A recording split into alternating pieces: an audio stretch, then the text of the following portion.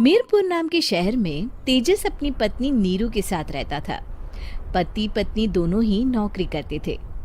एक दिन तेजस गांव अपनी माँ के पास फोन करता है। हेलो, प्रणाम माँ। जीते रहो माँ, तुम दादी बनने वाली हो हैं?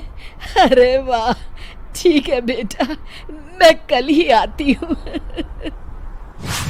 जब माँ जी शहर पहुंची तो बेटे बहू ने बहुत अच्छे से स्वागत किया। लीजिए माँ जी, चाय। अरे गर्मा गर्म पकोड़े ले आओ माँ के लिए। नीरू रसोई में गई और 2 मिनट में ही पकोड़े ले आई। जी ये लीजिए। बहू, जादू से बनाए हैं क्या? अभी तो रसोई में गई थी। यम्मी। माँ जी, शीला रसोई में पकोड़े तल रही है, मैं बस लेकर आई। हे भगवान, मेरा धर्म भ्रष्ट कर दिया तूने। अब तो गंगा जल से शुद्धिकरण करना होगा। दूसरे दिन, माँ जी मैंने नाश्ता बना दिया है, ऑफिस जा रही हूँ। पर अभी तो घर का सारा काम पड़ा है। शीला आती ही होगी, झाड़ू पोछा बर्तन कपड़े वो सब कर लेगी।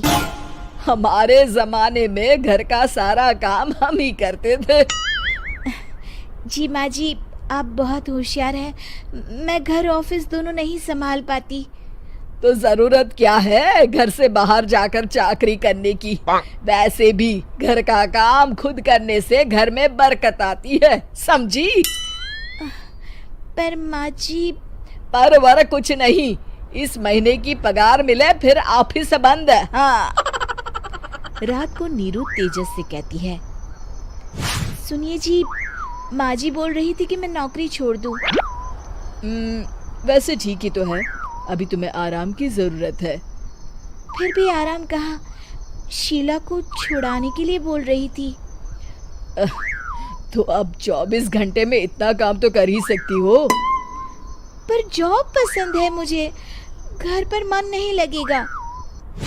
अगले दिन जब दोनों ऑफिस के लिए निकल रहे थे, मेरी तो कोई कीमत ही नहीं है इस घर में। माँ जी, आजकल महंगाई बहुत है, रहन सहन भी बदल गया है, दोनों नौकरी करते हैं तभी ठीक रहता है। अच्छा, तू कहना क्या चाहती है? मेरा बेटा तुझे बिठा के खिला नहीं सकता? तू ही इस घर का खर्च चला रही है, हैं? नहीं माँ जी, मेरा वो मतलब नहीं था। मतलब खूब समझती हूँ, ये बाल धूप में सफेद नहीं किए मैंने। हाँ। अब तो ये रोज का काम हो गया था। तेजस भी रोज की झिकझिक से परेशान हो गया था। एक दिन उसने कहा, नीरू, वैसे भी तुम्हें मैटरनिटी लीव मिलने वाली है, तो अभी से ही छुट्टी ले लो। पर क्या, मेरी सैलरी अच्छी खासी है। आखिर नीरू ने रिजाइन कर दिया। जब बच्चा हुआ तो घर में सब बहुत खुश हुए। कुछ दिनों बाद तेजस फाइल देख रहा था। क्या हुआ तेजस, कुछ परेशान लग रहे हो? हाँ, वो हमारी जितनी सेविंग्स थी वो तो हॉस्पिटल में और छठी के फंक्शन में खत्म हो गई है नीरू। और अभी वैसे मंदी चल रही है तो मैं बोल रही थी कल मुन्ना को हेपेटाइटिस का टीका लगवाना है। नीरू, क्या पोस्टपोन नहीं कर सकते? नहीं जी, बिल्कुल नहीं। अब तेजस को समझ में आ रहा था कि उससे गलती हुई है। पैसों की कमी का असर घर के माहौल पर भी पड़ रहा था। अगले दिन, बेटा मेरा चश्मा और ये दवाइयाँ ले आना, पर्चा देते हुए माँ जी ने कहा। जी।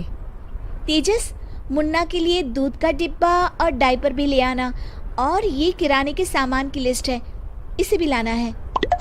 तेजस गुस्से में लिस्ट मरोड़कर फेंकता है और चिल्लाता है, पैसे क्या पेड़ पर उगते हैं? ये ले आना, वो ले आना। अरे पर ये जरूरत का सामान ही है। वो गुस्से में बिना कुछ कहे ऑफिस चला गया। अरे लंच तो ले जाइए। नीरू दौड़कर डिब्बा पकड़ाती है एक दिन खाना खाने के बाद, नीरू, अब तो मुन्ना कुछ बड़ा हो गया, तो अब तुम वापस ज्वाइन कर लो ना जॉब। पर इस रिसेशन में जॉब मिलना बहुत मुश्किल है। ट्राई तो करो। फिर मुन्ना? माँ जी है ना, और एक फुल टाइम मेड भी लगा लेंगे। पर माँ जी, उन्हें तो पसंद नहीं। तभी माँ जी वहाँ आ जाती है और प्यार से नीरू के सर पर हाथ फेरते हुए बोलती है, अब मेरी समझ में आ गया बहू, पहले के और अब के समय में अंतर है। तुम काम शुरू करो, मुन्ना की जिम्मेदारी मेरी। मेरी प्यारी माँ जी। ये कहकर नीरू उनके गले लग गई।